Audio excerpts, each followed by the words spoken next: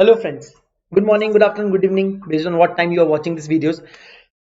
दोस्तों बहुत सारे बच्चों ने मुझे मैसेज किया, कॉल किया और बहुत सारे बच्चे मुझे पूछ रहे थे कि सर ये क्या अमेंडमेंट्स के बारे में आप जरा हमको क्लैरिटी ला दीजिए बिकॉज जैन 21 हम लोगों ने ऑप्ट आउट किया है तो हमको कौन से अमेंडमेंट पढ़नी है या पढ़नी भी है या नहीं है। या कुछ बच्चों को ये तो पता था कि अमेंडमेंट्स है नहीं है जो भी है, लेकिन उनको ये नहीं समझ रहा था जो अमेंडमेंट्स नवंबर 20 के आरटीपी में दिए वो क्या अमेंडमेंट्स है।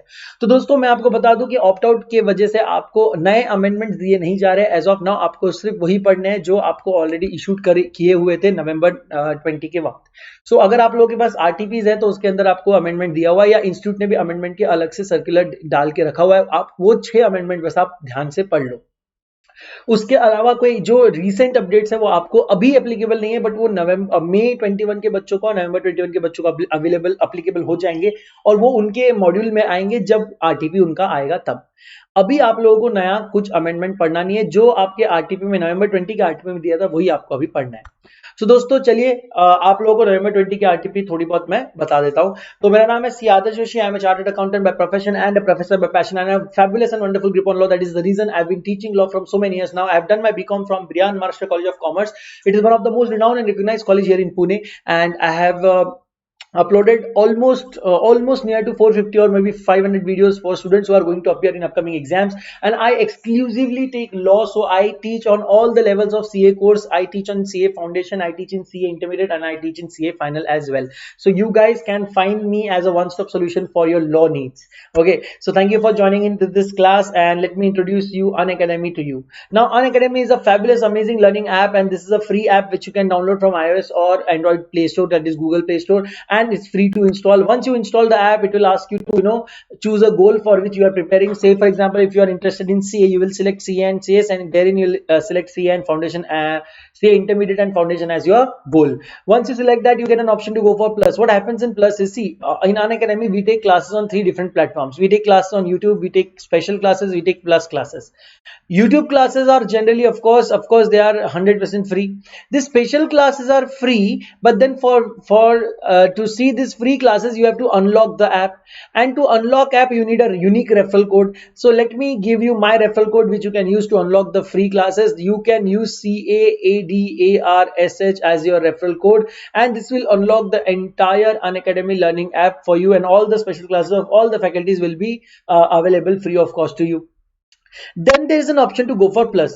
Now in plus what happens, आपको बेटा 30 plus hours के live sessions मिलते हैं every single day. You get structured courses in English and Hindi. 14 plus top educators आते हैं आपको पढ़ाने. मैं भी, मेरे भी plus courses आप देख सकेंगे, and new courses are also getting published every now and then जिसके आप benefit ले सकते हैं once you become a plus student. Now friends, plus students लेना मतलब plus subscription लेना, ये paid subscription होता है, ये free नहीं होता. तो आपको कितना पे करना पड़ेगा दोस्तों? आपके पास पढ़ने के लिए 4 सब्जेक्ट है फाउंडेशन के, 8 सब्जेक्ट इंटर के, यानी टोटल आप 12 सब्जेक्ट पढ़ेंगे, जिसके लिए गिरी से गिरी हालत में 1 लाख रुपए आपको देने पड़ेंगे, और उसमें आपको 12 फैकल्टीज के 12 फेस टू फेस या पेन ड्राइव क्लासेस मिलेंगे।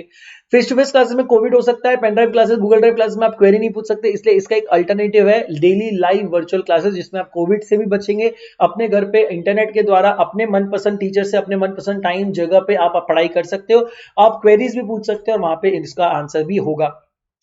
दोस्तों अब इसमें आपको करना क्या है, देखो आपके पास ऑप्शंस है 1 month, 3 month, 6 month, 12 month, 24 month, और सारे ही ऑप्शंस में आप ये सी आदर्श रेफरल कोड लगा सकते हैं, जिससे कि आपको 10% ऑफ मिल जाएगा इसमें। अगर आप ये 12 मंथ 24 मंथ्स का ऑप्ट करते हैं, बिकॉज आपके पास देखो अभी इंटरमीडिएट पूरा बाकी है आपका, तो अगर आप 12 मंथ या 24 मंथ ऑप्ट करते हैं तो इसमें आपको नो कॉस्ट ईएमआई में भी ऑप्शन मिल जाएगा, आप ईएमआई के रूप में भी इसको भर पाएंगे, कोई इंटरेस्ट और प्रोसेसिंग फीस आपको लगेगी नहीं। आप अपने क्रेडिट्स भी यूटिलाइज कर सकते हैं जो आपने वीडियोस देख देख के, फ्री वीडियोस देखकर कमाए होंगे, और ये सब कुछ आपको मिल सकता है 18,900 रुपए में, वो भी हमारा सबसे बड़ा पैक है, वो 24 मंथ्स का। So which is a fabulous deal for you. Don't forget to use the referral code CA Adarsh. It will unlock the app, it will give you 10% off, and it will help me stay in Unacademy to teach you furthermore. दोस्तों अब हम आ जाते हैं हमारे applicable amendments की तरफ, जो कि जैन 21 के लिए एप्लीकेबल है। मैं आपको दोबारा बता दूं कि मैं फिर से बता दूं, आपको कोई नए अमेंडमेंट्स नहीं पढ़ने हैं, आपको ये सारे अमेंडमेंट पढ़ने हैं। So let me show amendments to you. दोस्तों इंस्टीट्यूट ने इस प्रकार से आपको अमेंडमेंट बता रखी है। अमेंडमेंट देखो आपको दिख रही है क्या क्या अमेंडमेंट है। सबसे पहला अमेंडमेंट आया sir meaning of resident director के अंदर। किसके अंदर आया? मीनिंग ऑफ रेसिडेंट डायरेक्टर के अंदर आया, as per companies incorporation third amendment rule. यहां पे लिखा है for the purpose of this rule the term resident in India means any person who has stayed in India for a period of not less than 182 days during immediately preceding financial year. So दोस्तों जब भी आप residential director देखेंगे आप, अच्छा जब अगर आपके पास ये नोट्स है तो प्लीज इसको डाउन मतलब आप इसको ओपन कर लीजिए और यहाँ साइड में जो मैं लिख रहा हूँ आप भी लिखेंगे। आप लिखेंगे यहाँ पर ये हम लोग शॉर्ट में लिख देंगे what this amendment is all about. Resident कैसे देखेंगे तो आपको देखना है कि रेसिडेंट इन इंडिया अगर आपको देखना है, यहाँ पे आप लिख दीजिए रेसिडेंट इन इंडिया अगर आपको देखना है तो कैसे देखेंगे आप। तो person should stay in India for a period not less then, तो मैं यहाँ पे डालूंगा नॉट लेस देन यानी कि more than equal to, not less than यानी मोर देन इक्वल टू कितना 182 डेज, 182 डेज। लेकिन कब, तो ये सबसे इंपॉर्टेंट है during the immediately preceding financial year. क्या लिखेंगे आप, during the immediately preceding financial year. अगर आप मेरे साथ पढ़ते हो तो आपको ये सारे शॉर्ट फॉर्म्स अभी तक याद हो जाने चाहिए। सो रेसिडेंट इन इंडिया का डेफिनेशन अब चेंज होकर क्या हो गया है, you should be in India for a period of more than equal to 182 days during immediately preceding financial year. ना ये सर आपको हमारे सिलेबस में कहा है, आपको बेटा 1% कंपनी में जब रेसिडेंट देखना रहता है तब आप यहाँ पर इसको यूज करते हैं। फिर स्मॉल कंपनी की डेफिनेशन भी एक बड़ा चेंज आया। स्मॉल कंपनी डेफिनेशन में एक बड़ा चेंज आया। सर क्या चेंज आया, देखो बेटा small company definition section 2 clause 85 के अंदर दिया था, इसमें लिखा गया था small company means any company other then, मैं आपको बताया था, मैंने अपने क्लास में 10 बार आपको बताया है अदर देन पब्लिक कंपनी लिखना ना भूले, आप बहुत सारे मार्क्स यहाँ पे खो सकते हैं अगर आप एक छोटा सा वर्ड नहीं लिखते तो। So small company is a company other than a public company जिसके paid up share capital does not exceed 50 lakh। Sir यहां तो कोई चीज नहीं है। और such higher amount as may prescribe which shall not be more than 10 crore rupees। जी हाँ दोस्तों, ये 10 करोड़ के अमाउंट में चेंज आया है। एंड यानी कि plus turnover of which as per profit and loss account for immediately preceding financial year does not exceed 2 crore rupees. Sir इसमें भी कोई चेंज नहीं है। और सच हायर अमाउंट एज में prescribe which shall not be more than 100 crore rupees. Okay sir, यहाँ पर changes है, हमें समझ में आ गया है। And there is some of course exceptions provided nothing in this clause will apply to holding and subsidiary company, company registered under section 8 and company और body corporate governed by any special act. तो इसको कैसे याद रखेंगे हम, small company को कैसे याद रखेंगे, हम बोलेंगे small company can be a private company, it can not be a public company, तो हम लिखेंगे अदर देन पब्लिक कंपनी, क्योंकि बच्चे ये भूल जाते हैं इसलिए मैं इसको फोकस कर रहा हूं। अदर देन पब्लिक कंपनी लिखना मत भूलिए। और इसके आगे आप लिखेंगे जिसका पहला point paid up share capital, sir कितना होना चाहिए, डज नॉट एक्सीड यानी कि सर लेस देन और इक्वल टू हो सकता है कितना 50 लाख। और इसमें कोई अमेंडमेंट है नहीं एक्चुअली देखा जाए तो। सच हायर अमाउंट जो प्रिस्क्राइब्ड है ना, यहां पर हायर प्रिस्क्राइब्ड का लिमिट यहां पर कर दिया गया है 10 करोड़। ठीक है, ये चेंज हुआ है। प्लस इसके अलावा सेकेंड पॉइंट जिसका टर्नओवर जो है बेटा, टर्नओवर ये कितना होना चाहिए, इमीडिएटली प्रीसीडिंग फाइनेंशियल ईयर का डज नॉट एक्सीड यानी कि लेस देन इक्वल टू होना चाहिए 2 करोड़ रुपीज। ये आप 1% कंपनी में भी देखेंगे, लेकिन यहाँ पे ये जो प्लस साइन है ये आपको स्पेशली याद रखना है। इसको आप रेड कलर से प्लस करो, ये प्लस को डार्क करो, यानी यहाँ पर दिखे कि ये एडिशनल रिक्वायरमेंट है। और यहाँ पर भी क्या चेंज हुआ है कि सर जो हायर मतलब रिकमेंडेड प्राइस है वो 100 करोड़ हो चुका है, 100 crore.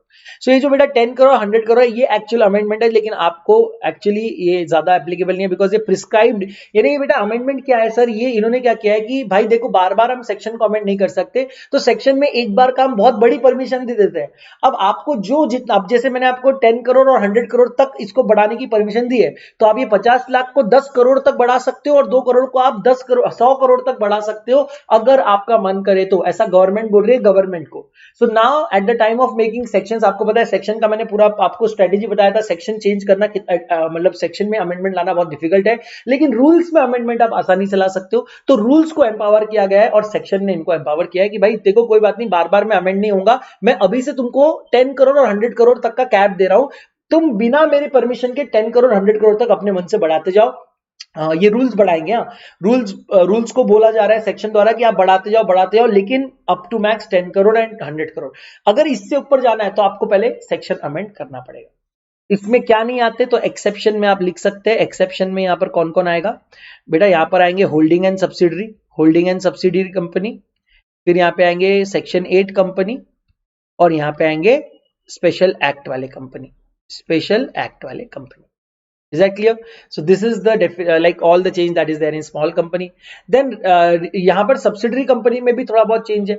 Sir, in relation to any other company, that is to say holding company, mean a company in which the holding company controls the composition of board of directors. Sir, यहाँ पे तो कोई change नहीं है. Exercises or controls more than one half of the total voting power either at its own together with one or more its subsidiary. Sir, यहाँ पे voting power बोल दिया गया है. अब आपको शेयर कैपिटल नहीं देखना है, voting power देखना है. Provided that such a class or class of companies, holding companies as may be prescribed, shall not have layers of subsidiaries beyond such numbers as may be prescribed. Sir, what do you mean by layer of subsidiaries? Say for example, ये है holding company और इसके दो subsidiary company है, sub 1 और sub 2. अब ये सब 1 की और दो सब्सिडरीज है, x1 x2. नाउ क्या x1 के और सब्सिडरीज हो सकते हैं? So no, it is not allowed because as per rules only 2 layers of subsidiary companies are allowed. यानी कि ये हो गया सर लेयर 1 और ये हो गया लेयर 2. इसके नीचे एक और लेयर H कंपनी नहीं ओपन कर सकती. अगर आपको करना है तो आपको X1 के जगह पर, यानी कि से फॉर एग्जांपल यहाँ A1 और A2 एक्वायर करने की बात चल रही थी, तो आप यहां पर ऐसे एक्वायर नहीं कर सकते. आपको क्या करना पड़ेगा? A1 A2 को X1 की तरह ही यहां पर अप्लाई, यहां पर आपको करना पड़ेगा. You can't go beyond this second layer. ठीक है, ये यहां पर दिया हुआ है. लेकिन अमेंडमेंट है ये टोटल वोटिंग पावर में. पहले हम पेड अप शेयर कैपिटल लेते थे, अब हम देखेंगे सर आइदर आप हमारा कंट्रोल करो composition of board of director या कंट्रोल करो हमारा वोटिंग पावर. और देखते हैं इसके अंदर, the company shall be deemed to be a subsidiary company of the holding company even if the control in another subsidiary company is of another subsidiary company. Sir ये वाला point sir नहीं समझा. देखो बेटा मैं आपको समझाता हूं. से फॉर एग्जाम्पल एक है कंपनी ए लिमिटेड, है ना, ये होल्ड करती है 100% शेयर ऑफ एक्स लिमिटेड. यानी कि सर ए लिमिटेड हो गई होल्डिंग कंपनी और एक्स लिमिटेड हो गई subsidiary company. Now what happened, there is one more company called P limited. Now A limited holds say for example 40% of P limited and X limited holds 20% of P limited. so यहां पर ऐसा जरूरी नहीं है कि A limited ने ही 50% के above, यहां पर क्या बोला है, एक्सरसाइज कंट्रोल ओवर मोर देन वन हाफ. मोर देन वन हाफ मतलब 50% से ऊपर, 50% से ऊपर. तो यहां पर 40% ही है. तो क्या ए लिमिटेड होल्डिंग कंपनी हुई या नहीं हुई? सर फिर भी ए लिमिटेड होल्डिंग कंपनी बन जाएगी और पी लिमिटेड जो है ये सब्सिडरी कंपनी बन जाएगी. सर कैसे? लेकिन 40% ही है, it is not more than 50% बेटा. लेकिन यहां देखो विया it's subsidiary it is again holding 20%. सो ये 20% भी अल्टीमेटली ए का हो रहा है. तो 40 + 20 यानी आप मानेंगे कि ए अगर डायरेक्टली देखा जाए तो A is holding 60% shares in P limited. ये पॉइंट नंबर यहां पे बोला हुआ है that a company shall be deemed to be a subsidiary company of the holding company even if the control refer to in sub clause 1 and 2 is of another subsidiary company of the holding company. So यहां पर ऐसा भी हो सकता है कि A limited is not holding anything in P limited. देखो मैं ये बताता हूं. लेट अस से कि A limited is not holding anything in P limited. ठीक है, मैं थोड़ा सा चेंज ला रहा हूं यहां पे. A limited holds 100% shares in X limited. ठीक है, now X limited holds 60% in P limited. तो मुझे बताइए what is the relation between A limited and P limited? Sir again A limited will be known as holding company and P limited will be subsidiary company. Why? Because still the control is more than one half via a subsidiary. Doesn't matter, but still A limited will be holding and P limited will be called as subsidiary company by using this rule. Now the composition of company's board of directors shall be deemed to be controlled by another company if that other company exercises of the same power exercisable by it at its discretion and can appoint and remove all or the majority of the directors. Sir ये कैसे देखा जाएगा composition of board of director? Sir अगर आपके company में 12 director है तो 12 में से मिनिमम 7 डायरेक्टर मेरे इशारों पे नाचने चाहिए. तभी तो मैं बोलूंगा ना कि आपकी कंपनी को मैं कंट्रोल कर रहा हूं, क्योंकि मेजॉरिटी डिसीजन मैं ले पाऊंगा, क्योंकि आपके 12 में से 7 डायरेक्टर्स मेरे इशारों पे नाचते हैं, या मैं उनको अपॉइंट कर रहा हूं या मैं उनको रिमूव कर सकता हूं. असली पावर तो वही होती है ना. अगर आपको कोई रिमूव कर सके तो इसका मतलब उसके पास आपको लेकर उसके पास पावर है. तो यहां पर इस केस में आप ऐसा देखेंगे 12 में से पूरे 12 इधर आप कंट्रोल करो या मिनिमम 7 तो भी कंट्रोल करो. अगर आपने 6 भी कंट्रोल किया then that is not a control over composition of director. So minimum 7 यानी कि मेजोरिटी आपको कवर कंट्रोल करना पड़ेगा। And company includes a body corporate and layer means a layer of subsidiary, मैंने आपको एक्सप्लेन कर दिया है। Then let's go to Nidhi company. Sir in case of Nidhi और अ म्यूचुअल बेनिफिट सोसाइटी, ये ऐसी कंपनी होती है, इनका क्या होता है बेटा, मैंने बोला था आपको दे आर मतलब by notified official gazette, and इनका मेन मोटो होता है to cultivate the habit of thrift and saving among its members. इसको बोलते हैं निधि कंपनी। निधि कंपनी के लिए like in there is a exemption invert, यहाँ पर एक्सप्लेनेशन डाला हुआ है। क्या एक्सप्लेनेशन ऐड किया है गवर्नमेंट कंपनी के लिए, ये गवर्नमेंट, अच्छा एक मिनट, निधि कंपनी का तो मैंने आपको हो गया। निधि कंपनी मतलब क्या है, ऑफिशियल गैजेट में जिनका नाम बताया जाएगा निधि कंपनी, वो निधि कंपनी रहेगी। मैंने आपको बताना चाहता हूं ये last explanation added in definition of government company. Government company के डेफिनेशन में एक एक्सप्लेनेशन ऐड किया गया है। क्या एक्सप्लेनेशन ऐड किया गया है, for the purpose of this clause the paid up share capital shall be constitute as total voting power. यानी कि वहां पर गवर्नमेंट कंपनी ने बोला है कि आप अगर minimum 51% of paid up share capital hold करो, गवर्नमेंट कंपनी का डेफिनेशन याद है, गवर्नमेंट कंपनी के डेफिनेशन में लिखा है that if you control more than और equal to 51% of total paid up share capital, then if you are what, so मैंने आपको डेफिनेशन बताता हूं, इफ सेंट्रल गवर्नमेंट और स्टेट गवर्नमेंट और partly central government partly state government और one और more state government holds मोर than और equal to 51% of the paid up share capital in any company, then such company is known as government company, and even a subsidiary of a government company is also government company। लेकिन sir problem क्या होती है, differential voting right के shares के case में problem होती है। यानी कि जिनका पेड अप शेयर कैपिटल में भी 100 ही रहे, लेकिन हो सकता है उनको 5 वोट अलाउड हो 100 की जगह। ऐसा भी हो सकता है कि उनको पेड अप शेयर कैपिटल 100 रहे, लेकिन उनको 115 वोट अलाउड हो, क्योंकि डिफरेंशियल वोटिंग राइट में आप अपनी मर्जी से वोटिंग राइट दे सकते हैं, कैसे भी वोटिंग राइट डिसाइड हो सकते हैं। तो sir paid up share capital गिनना मुश्किल हो जाएगा, इसलिए क्या किया गया, एक्सप्लेनेशन डाला है कि sir paid up share capital को आप टोटल वोटिंग पावर समझना अगर डिफरेंशियल वोटिंग राइट्स के शेयर्स इशू किए होंगे तो। क्योंकि डिफरेंशियल शेयर मैंने आपको बताया था, टाटा रिटेल और बहुत कम कंपनीज ने, फ्यूचर ग्रुप ने और बहुत टीसीएस ने, ऐसे बहुत कम कंपनीज ने डिफरेंशियल वोटिंग राइट के शेयर इशू किए। What do you mean by differential voting right shares are, usual logic बोलता है 1 शेयर का 1 वोट रहना चाहिए, लेकिन that does not apply in differential voting right shares.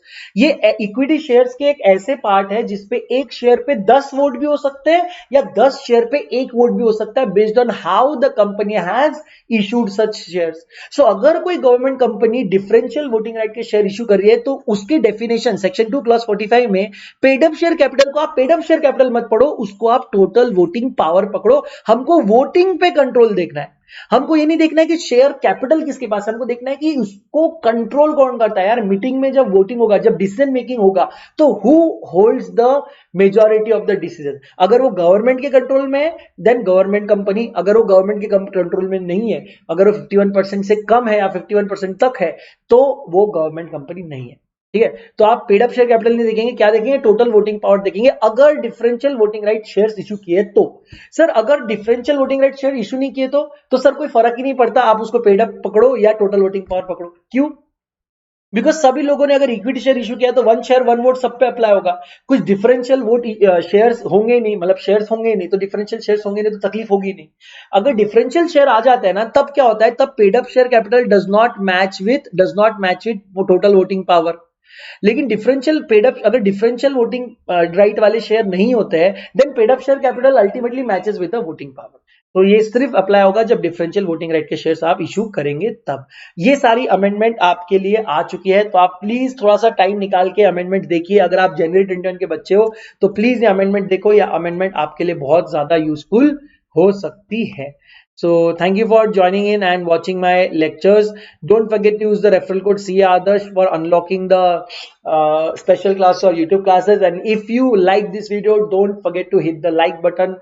And I'll see you in the next video. Tab tak ke liye tata, bye bye, and God bless you all.